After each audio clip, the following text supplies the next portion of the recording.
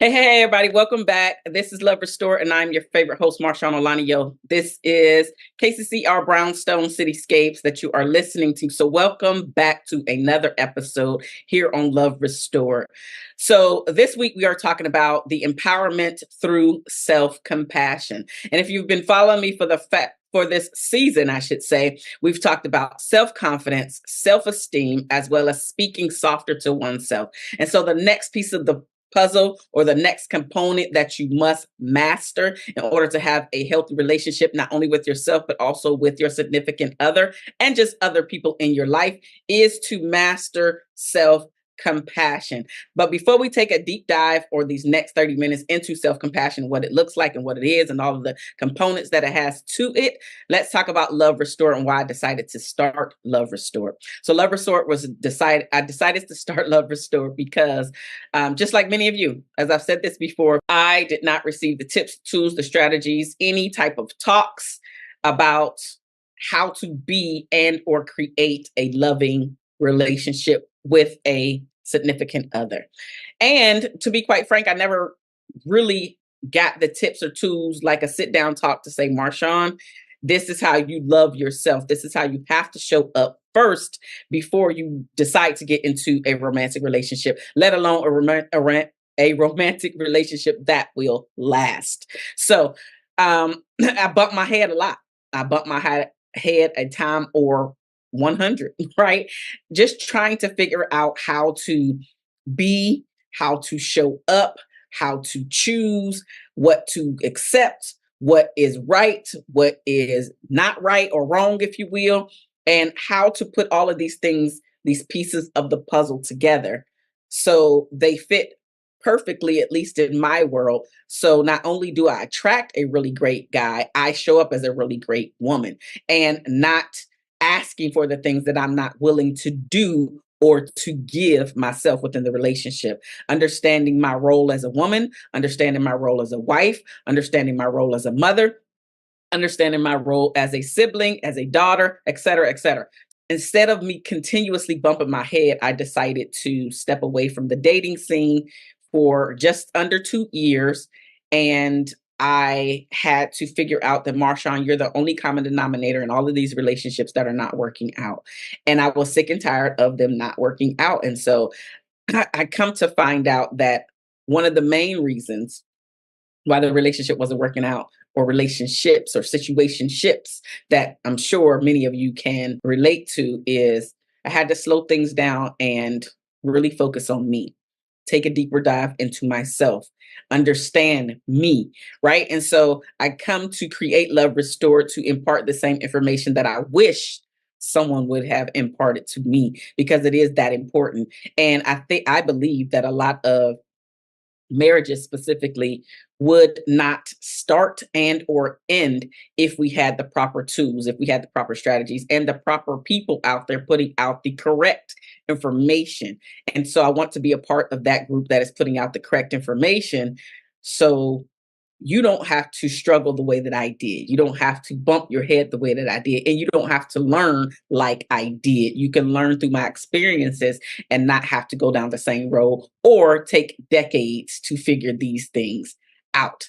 So without further ado, let's jump into this next component, which is the empowerment of self-compassion, and why this component is so important after you have mastered self-confidence, self-esteem, and even speaking softer to yourself. So let's jump into what self-compassion is. So I wrote down some notes, as I usually do. So self-compassion is a way of relating to ourselves with kindness, especially during the times of struggle or perceived failures. It contrasts with self-criticism, which can be damaging and counterproductive. So there are a few components to self-compassion that we're going to jump into today. So the first one is self-kindness versus self-judgment, right? So we want to be kind. So what is self-kindness? Self-kindness is being warm to oneself and understanding yourself when you suffer, you fail, or you feel inadequate. That's self-kindness. Self-judgment, on the other hand, is criticizing yourself harshly, which often exacerbates feelings of inadequacy and distress. So we want to be more on the self kindness side when we suffer, fail, or feel inadequate. So we want to be warm and understanding to ourselves versus harshly criticizing ourselves and going down that road of self judgment. So that's the first part, self kindness versus self judgment. The second component of self compassion is common humanity versus isolation. So, what is common humanity? I know that you're like raising the eyebrow. It is recognizing that suffering and personal shortcomings are part of the shared human experience. So, that's common humanity. And then isolation. Isolation is feeling alone in your suffering, thinking that we are the only ones experiencing such pain. And I really want to just speak really quickly about isolation because until you open up about the things that are going on in your life, with your significant other, with a really good friend or best friend, or a parent, or just somebody that you feel really close, and you are able to open up because they're not going to judge you. They're just going to hear you out and maybe give you some words of wisdom as well. But essentially, you feel very comfortable with them. The point is, when you start to isolate yourself, you do feel very alone. You do feel like no one has ever experienced this. You are the only one that's going through it. You're the only one who has ever gone through it. And it makes you feel like, what am I doing? Why am I here? Why is my life so horrible? However, when you slow down and you do find somebody, a group, whether paid or free, to open up to about your situation, now you feel like, I am not alone. I really thought that this was the only experience. And I remember listening to Oprah, and she was saying how before she opened up about her sexual abuse, um, she literally thought that she was the only one that had ever experienced that as a child.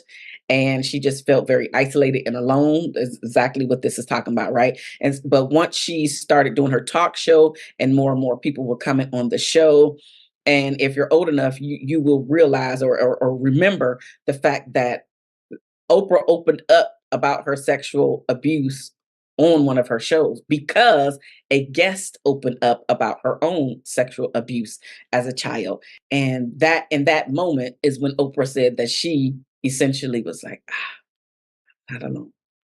So I've been through a divorce. And I know that I'm not alone intellectually, right? But until I was able to really speak with someone who had gone through their own divorce and how they handled it and the struggles that they had and the experiences that they went through, I, of course, felt that I was alone. Intellectually, you know that you're not alone, specifically when it comes to divorce or marriage or whatever, right? The big things. But when you're really going through something or feel like your finances are in disarray, but you don't talk to anybody, it's like, it seems like everybody around me has their finances together. But when you really start pulling back the weeds and having the real conversations where they're able to let down their hair, you're able to let down your hair, and you guys start really talking about the ins and outs of what your finances actually look like, you're like, whoa, I thought this person really had it all together. And that's really not the case for most of us. Most people don't have it all together. Most of us are trying to figure out this thing that we call life and being a part of it. So, bringing it back, once you decide to speak about the things, you feel I should say, the isolation actually disappears because you realize I'm not alone. And that's one of the things that I actually do with my clients when I'm working with them is that we have these conversations, and whenever something comes up that is, to me, I know that others have experienced it but maybe they haven't shared it in that setting as of yet, then I pause the session and I literally, who else has done that? Basically make them raise their hand. And it comes around where, yes, I've experienced that. Yes, I've been through that. I'm going through that right now. I'm with you, sis, all of that stuff. And so the person that actually verbalized it no longer feels isolated, no longer feels alone. So the more that you can open up about the things that you deem to be serious or the things that you deem to be a failure to yourself, you'll notice that you're not alone at all. So now moving forward with the third component of self-compassion, which is mindfulness versus over-identification. So mindfulness is maintaining a balanced awareness of our thoughts and our feelings, accepting them without judgment. That's mindfulness. Over-identification is getting caught up in negative emotions and thoughts, which can lead to rumination and stress. Rumination, you just think about this thing over and over and over again. You're playing all of the scenarios. Just you're stuck right there about the thing that happened and what you shoulda, woulda, coulda did, but what actually happened. So you're just sitting there thinking about this thing over and over and over again, and you're not getting anywhere. There's no solutions when you're ruminating in something, and you definitely stressed out about it. So you don't want to over identify, which is again getting caught up in those negative thoughts and emotions. Just sitting there thinking about all of the shoulda, woulda, coulda. Oh my God, my life sucks. Whatever your wording is, trying your very best to get out of that. So the best way to do that is mindfulness, right? Which is the maintaining balanced awareness of your thoughts and feelings and accepting them like they are here. This is what I'm feeling. This is what I'm dealing with. So I want to say really quickly here before I move even any further that if you are a Black woman, that's who I serve, Black women. That is the strong Black woman. You really don't have anybody to share your discomforts with. You feel very isolated. You are the person that takes on everybody else's stress, if you will. Everybody comes to you often. They seek your advice, but when it's your time to seek advice, you feel like you don't have anybody to go to. And you find yourself talking negatively about yourself, specifically when nobody else is around. And that isolate, you feel very isolated again because you don't have anybody to talk to, nobody where you feel like they're not going to judge you.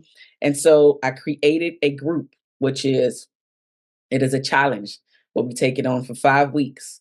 It is the 3S challenge, is what it is. And we specifically work on self esteem, self confidence, and speaking softer to yourself. If this sounds like something that you want to be a part of, where it is a group of like minded Black women only, where we come together and we get these things off of our chest, but we also start to take action. And the tools and strategies that I offer there for them to get on the road of really accepting who they are and be beginning to show up in the world as the person that they're truly meant to be. So if that sounds like something that you want to be a part of, then absolutely, there is a link. I want you to click the link. And when you click this link, you are actually going to be put on my waiting list for my next cohort because I only work with a small group of Black women each time because I want to keep it intimate. So we're able to take a deeper dive into some of these issues that come up in our community, in our minds, and find ways to take action against them. So click the link to join the wait list. And now let's get back into self-compassion. So here are some actions to improve self-compassion. I'm going to give you a list of them and then I'll take a deeper dive. The first one is to practice self-kindness. The second one is embrace the common humanity. The third one is to cultivate mindfulness. The fourth one is to develop a self-compassion routine. Fifth one is challenge the negative self-talk. So now let's take a deeper dive into each one of those. So practicing self-kindness. This is where you speak to yourself as if you are your own friend. So speak to yourself as a friend. When you start to encounter difficulties, I want you to imagine what you would say to one of your friends. How would you speak to your girlfriend? And then use those same kind and encouraging words on yourself. So if you would not tell your friend that she's stupid, then I don't want you to use those words for yourself. Right? If you wouldn't tell your friend, you so dumb for even thinking that you could do something like that, then I don't want you to say that to yourself. Because again, we have a tendency to speak a lot kinder to others than we do to ourselves. And again, this is especially when nobody else is around. So I want you to practice speaking lovingly to yourself about yourself. Another way of practicing self-kindness is to write a self-compassionate letter. So in this letter, you're writing about a recent challenge. And then you're offering understanding and support as if you would to a loved one.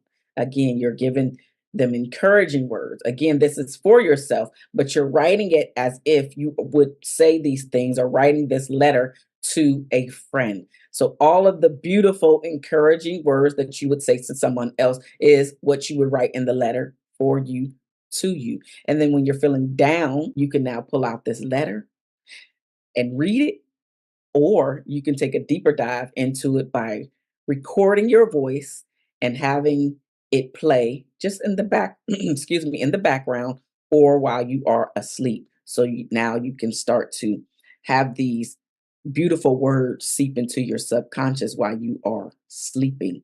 So you can really start to believe them when you awake. All right, the next action for self compassion is to embrace common humanity and just embrace it, right? And so these are the first one is the shared experiences that I mentioned before. So I want you to remind yourself that suffering and setbacks are a normal part of life that everyone experiences. Everybody experiences setbacks. So your setback may be individualized. However, everybody has experienced and will continue to experience setbacks in life. So you're not special in that way. Everybody has experienced them, right? This, and by doing this, this can reduce those feelings of isolation by understanding that you are not the only one who's experienced bad stuff. And quite frank, we ruminate on the bad stuff, but you're not the only one that's experienced good stuff as well. So I know that we put more attention on the negativity than we do the positivity, but just realize, just as you have experienced bad things, you have experienced good things as well. It's on both ends of the spectrum. We just happen to ruminate on the negative. The second thing under embracing common humanity is connecting with others, right? So share your experiences with those trusted friends or in support groups or coaching groups or wherever you deem to get the support that you need. No matter how you receive it, get it, because it's very important. And when you hear other people's stories, it can reinforce the sense of that common humanity again, where the isolation dissipates and you feel like you are not alone in the situation or in the world or in the frame of mind that you're currently in, because this is just a part of life. It really is. And a lot of people don't embrace this part of life. They would rather run away from it. We really have to face the things that come up, specifically the challenges that come up in our life, because when we run away from them, it's when we make them bigger than they are, where that fear just keeps coming and coming and coming and showing up time and time again.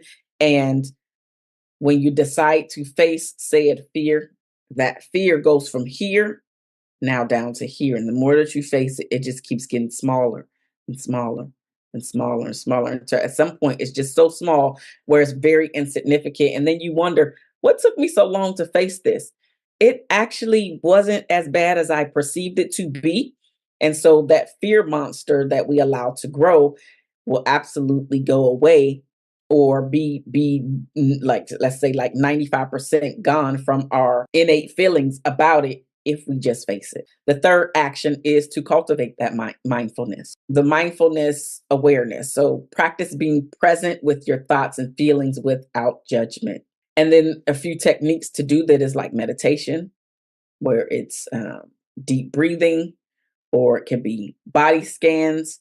And you can look up all of those if you don't know what they are, because um, it'll just help you to become more mindful and be present in the moment and sit with your feelings, sit with your thoughts and feel the feels, but not stay stuck where the feelings have you, but just allow them to go through you, but feel them, embrace them. If you need to release in the form of tears or boohoo crying, do it. It's only going to help you. Holding all that stuff in is what creates deeper problems and issues. The other way to cultivate mindfulness is balance perspective. When you notice that you have a negative thoughts or emotions, acknowledge them without letting them to dominate your mind. Feel the feels, Feel the emotions, let the thoughts come through. Don't block them, don't shut them down. Maybe even journal about your thoughts, your feelings, again, as a way to release, get that stuff out of your head onto paper. And then you can take an even deeper dive to ask yourself even more questions about why you're feeling those feelings. The fourth action for self compassion is to develop a self compassion routine. One of the ways to do that is daily affirmations, where you're starting off your day with the positive affirmations that emphasize self kindness and acceptance. So, daily affirmations. Another thing is your self care rituals. And I know we're hearing more and more about self care and how important it is, and this and that, and just kind of going down the rabbit hole, but it really is that important. We have to do a better job of taking care of ourselves and loving on ourselves and understanding that, hey, it's all good. Don't let anybody shame you into it. You can use the power of your no. You do not have to show up at every event. You do not have to feel like I'm going to lose people if I don't. You have to take the time to slow things down for you so you can be recharged, reset your mind, reset your energy, reset your perspective and outlook on life and why you are showing up to give back to you. And a lot of times when my clients come to me, they're not even on their own priority list. They have a whole list of things that need to be done, but they're not on it. And so my goal is to get them at the top of their list, but initially it is to put them on their list. Even if initially they're on the bottom of their list, they have to be on their list now. They have to start taking time for themselves. And we take a deeper dive into what that looks like because it's not the same for everybody. This is not a cookie cutter thing that we go through. We really talk about what self-care looks like for them, what giving back to themselves looks like to them, what resetting and recharging looks like for them and to them.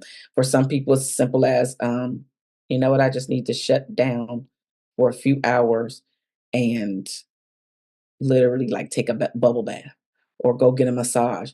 And then for others, it's, you know what, I need to travel. I need to get out of my mundane everyday routine and go be a part of another beautiful space so I can think. And so we talk about what that looks like for each of them.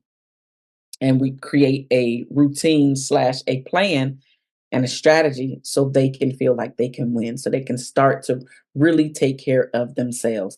And so, shameless plug again, if that sounds like something that you need, join my 3S challenge because it's a jump start to getting you back into the things that help you feel like you once did.